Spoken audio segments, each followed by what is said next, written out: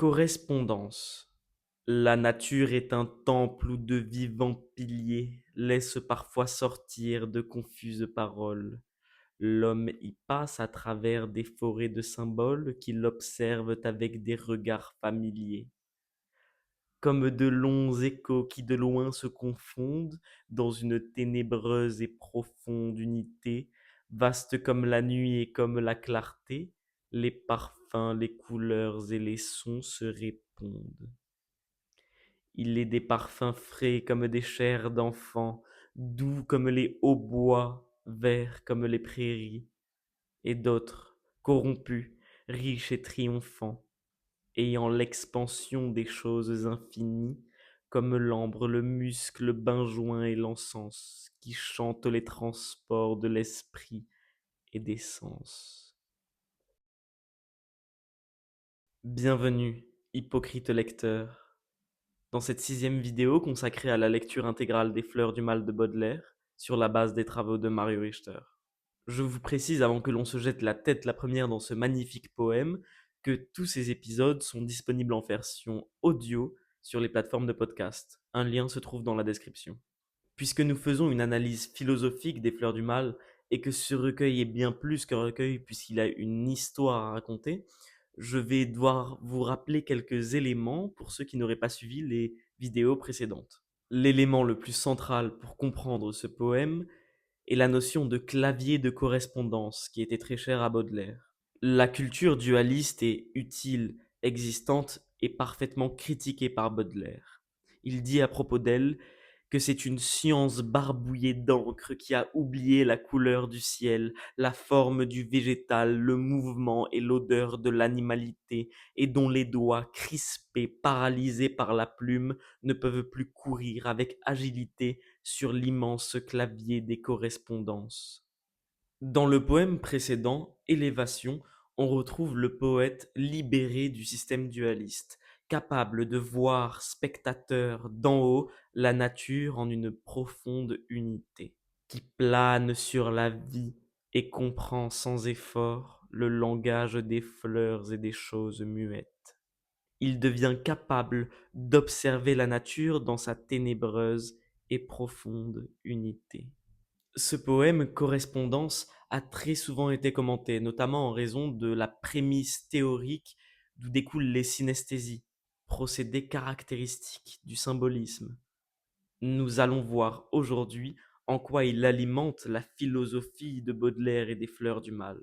Ainsi, selon Baudelaire, la science barbouillée d'encre qui marche et ne vole pas prend soin de séparer le sensible de la vie.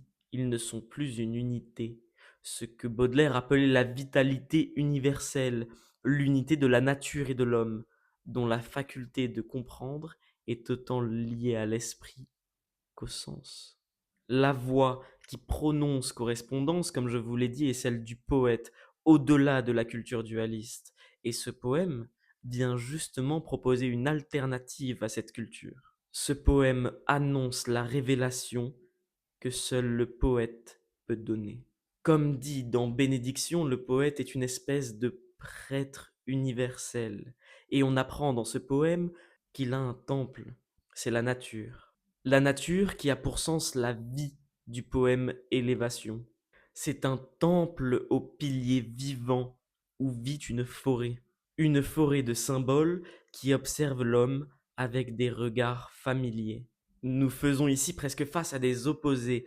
Le temple, la nature est un bloc, tandis que la forêt suggère le désordre. La forêt est faite de symboles vivants, humains, car ils sont déchiffrables, lisibles. Ce sont des objets reconnaissables comme les membres d'une grande famille. On est donc introduit dans une réalité faite à la fois d'ordre avec le temple, de désordre avec la forêt, d'abstraction avec les symboles et de vie dans la familiarité de ces symboles. Dans le second quatrain aussi, la comparaison comme de longs échos nous met devant une multiplicité unitaire, à une étendue comparable à son tour à deux contraires, comme la nuit et la clarté. Il s'agit là d'une réalité différente de celle du système dualiste, parce que dans celle-ci, les couleurs, les sons, les parfums ne sont plus séparés, mais entretiennent un rapport de correspondance. Nous savons tous que dans la réalité existante, les couleurs sont la matière des arts picturaux et les sons celle de la musique et même de la poésie. Mais alors, qu'en est-il des parfums?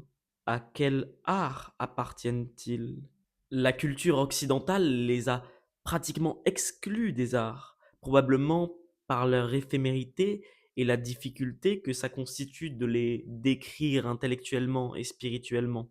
Le parfum ne peut être fixé, il est parfaitement lié à l'écoulement de la vie. Et c'est justement pour cette raison que Baudelaire a fait des parfums le protagoniste des tercets. Il relie de manière très sensuelle ses nuances à la chair des enfants, à la douceur du son du hautbois, au vert des prés, mais aussi à des sensations plus importantes et complexes, jusqu'aux valeurs de l'infini spirituel. Ce sont des sensations qui conduisent l'esprit en même temps que les sens aux ivresses de l'infini. Ce premier sonnet du recueil commence donc à nous indiquer en quoi consiste l'espace inconnu que seul le poète est en mesure d'explorer et de révéler. Cet espace inconnu se cache dans la forêt de symboles contenus dans le grand temple unitaire de la nature, coupablement oublié par la science barbouillée d'encre qui a créé ce monde ennuyé. En résumé, le poète propose une vision de la réalité plus large, plus grande, plus élevée.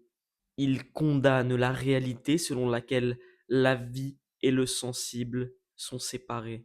Il les unit à nouveau. Je dis à nouveau car nous verrons dans le prochain poème qu'on nommera J'aime le souvenir à défaut de nom, que Baudelaire nous décrira les temps où ces deux éléments n'étaient pas encore séparés, où l'unité était préservée.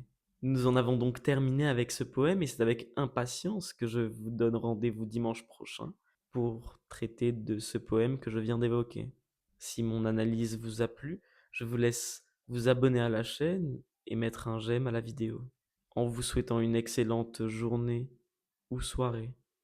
Et au revoir, hypocrite lecteur.